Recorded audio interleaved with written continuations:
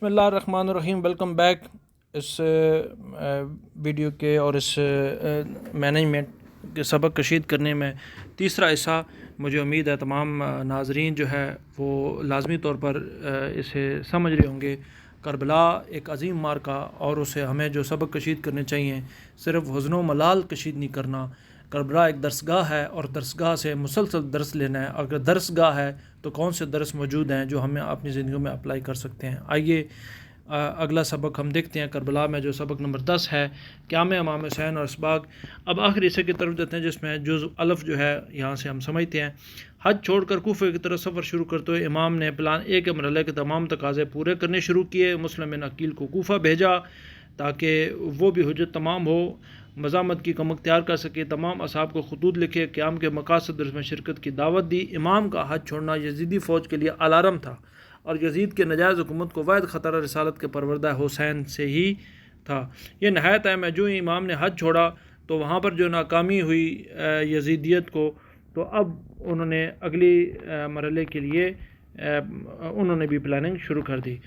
تو جز بھی ایکٹ آف کائنڈنس مارکیٹنگ میں موجود، مینجمنٹ میں موجود لوگ جو ہے امام حسین علیہ السلام کے اس سفر میں جو بہترین چیزیں سیکھ سکتے ہیں، یہ بھی ایک بہترین ایکٹ آف کائنڈنس.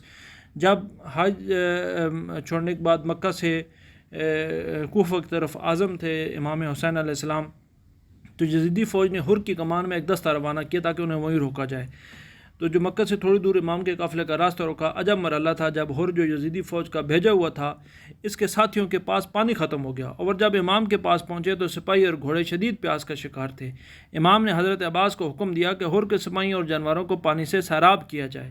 یزیدی دستے نے پانی پیا اور گھوڑوں نے بھی. کیا مرحلہ تھا کہ امام کا یہ ایکٹ آف کائنڈنس جو ہے ہر کے دماغ میں نقش ہو رہا تھا.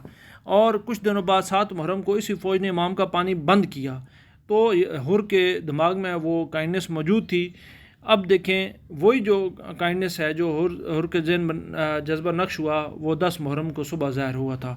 تو یہ ہمیں اس عمل میں جو سیکھنا ہے، جو بزنس پرینورشپس کے اصولوں میں سیکھنا ہے کہ ہمیں ایکٹ آف کائنڈنس کرتے رہنا ہے، اور وہ کسی جگہ پر بھی ہمارا مددگار ہو سکتا ہے، کسی بڑے جگہ سے ہمیں وہ چیزیں مل سکتی ہیں. اگلا جی حصہ 12 حادثہ نہیں، یہ ایک منظم مقاومت تھی.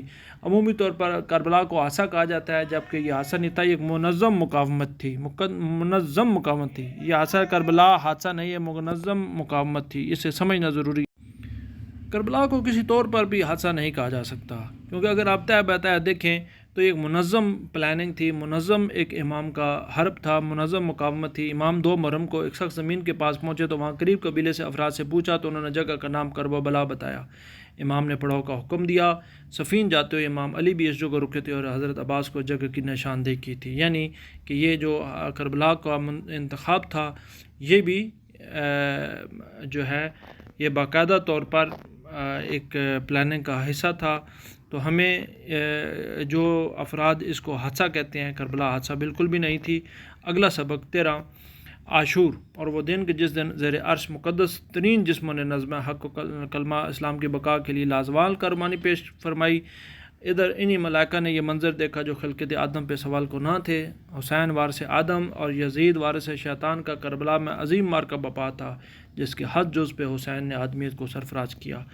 یہ دیکھنا ہوتا ہے کہ ہم بھی جو زندگی گزارتے ہیں، ہم اللہ تعالیٰ کے خلیفہ ہیں، انسان ہیں، اور اللہ تعالیٰ نے تمام کوڈ ہمیں عطا کی ہیں.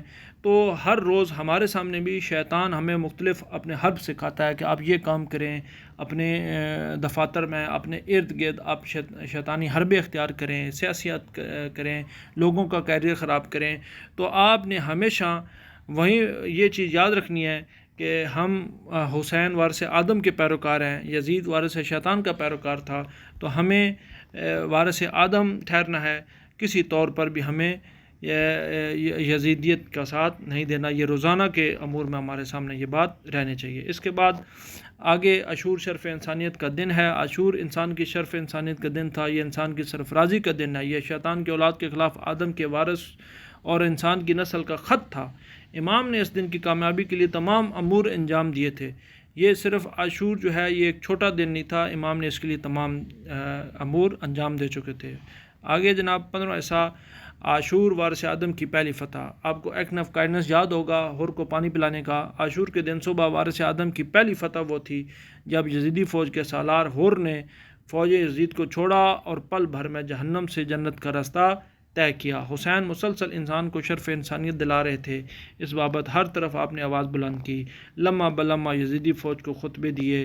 72 افراد کی اس کمزور جمعیت کو بہترین قیادت میسر تھی، اور دنیا کے ہر مشن میں قیادت ہی اہم ہوتی ہے، لیڈرشپ اہم ہوتی ہے۔ یاد رکھیں کہ یزید نے اپنی فوج کی لیڈرشپ کو مرحلہ وار تبدیل کیا۔ حر تھے، حر کے بعد عمر ابن سعد، شمر، یہ سارے چینج کیے، لیکن دوسری طرف وارث آدم جو کی لیڈرشپ تابناک تھی، اور آج تک وہی لیڈرشپ جو ہے ہمارے سامنے کھڑی ہے۔ لیڈرشپ بہت اہم ہوتی ہے، سمجھنا چاہیے اسے ہمیں اپنے اس کام میں۔ اگلا ایسا بھی لیڈرشپ کے بارے میں ہے۔ شب عاشور امام نے تمام سپاہ کو ایک خیمہ میں اکٹھا کیا، نہایت ہی اہم یہ عمل اگر آپ سمجھ گئے تو، اور چراغ بجھا کر کہا کہ کل ہماری موت کا دن ہے، میں آپ سب کو اجازت دیتا ہوں کہ جو جانا چاہتا ہے وہ اس شب کو چلا جائے۔ یزید کو صرف میرا سر چاہیے، لیکن آپ جانا چاہتے ہیں تو جائیں۔ یہ عسکری تاریخ میں سب سے عجب مقام تھا، کیونکہ آپ کے سامنے وہ کشتیاں جلانے کا بھی ہے کہ کشتیاں جلا کر اپنی فوج کو مجبور کرنا کہ آگے بھی موت اور پیچھے بھی موت۔ اس سے عظیم تر لمحہ شب عاشور کا تھا کہ جب امام نے چراغ بجھا دیے، جو جانا چاہتا ہے وہ جائے، اور اس کے بھی جنت کا ضامن ہوں میں۔ لیکن جب چراغ روشن کیے گئے تو سب کے سب لوگ وہیں بیٹھے تھے، کوئی ایک بندہ بھی وہاں پر نہ اٹھا۔ اس لیے کمزور ٹیم لیکن شاندار ٹیم جو اپنے لیڈر کے ساتھ جان دینے کے لیے تیار تھی۔ کیا کمال ایک ماحول تھا۔ امام نے کسی کو مجبور بھی نہیں کیا، تو لوگ جو ہے وہ کھڑے رہے اور استقامت دکھائی۔ اگلا پھر لیڈرشپ کے اوپر ہے۔ عاشور کے دن ہر سپاہی کے گھوڑے سے گرنے پر سب سے پہلے امام اس کے پاس پہنچتے۔ نہایت ہی اہم ہے، اگر آپ لیڈر ہیں کسی ٹیم کے، آپ بزنس مینجمنٹ میں موجود ہیں اور کسی سطح پر بھی، اور یہ بہت اہم ہے، تو جو بھی شہید ہوتا گھوڑے سے گرتا تو امام اس کے پاس پہنچتے، اس کا سر زانو پر رکھتے، بوسہ دیتے اور آخری سلام دیتے۔ سب سے کمال لمحہ حر کے بیٹے کی شہادت کا تھا۔ جب وہ گھوڑے سے گرا تو باپ حر بھی پدری محبت کی فطرت میں مغلوب ہو کر بیٹے کی طرف بھاگا، لیکن وہاں اس سے پہلے اس کے بیٹے کا سر اپنے زانو پر رکھ کر حسین علیہ السلام بوسہ دے رہے تھے۔ کیا کمال لمحہ تھا، کیا کمال لیڈرشپ تھی کہ اس کے اپنے باپ سے بھی پہلے امام حسین اس کے لاشے پر موجود تھے اور اسے اپنی گود میں لیا۔ یہی چیز ہمیں اپنے ساتھ رکھنی ہے، اور یہی چیزیں کمال کی ہوتی ہیں۔ تو اگلا جی ہمیں لیڈرشپ کا باب سوم۔ امام کی سبا میں جون اور برائے روا یا کلبی جیسے بھی تھے۔ جون جو سیاہ رنگت کے حبشی تھے، سیاہ رنگت جسے آج بھی دنیا رنگ کی وجہ سے نفرت کرتی ہے۔ امام ہر سپاہی کے لاشے پر سب سے پہلے پہنچتے، اس کے پیشانی پر بوسہ دیتے، اسے مقام آخر رخصت فرماتے۔ یہ نہیں دیکھا گیا کہ امام بنی ہاشم کے لاشوں پر تو گئے ہوں، لیکن انصار و قبائل کے لاشوں پہ اسی وارفتگی اور محبت سے نہ گئے ہوں۔ یہ لیڈرشپ کا اصول ہے، ہمیں یہ سمجھنا ہے۔ تو یہاں پر اپنے اس سیشن کو ختم کرتے ہیں۔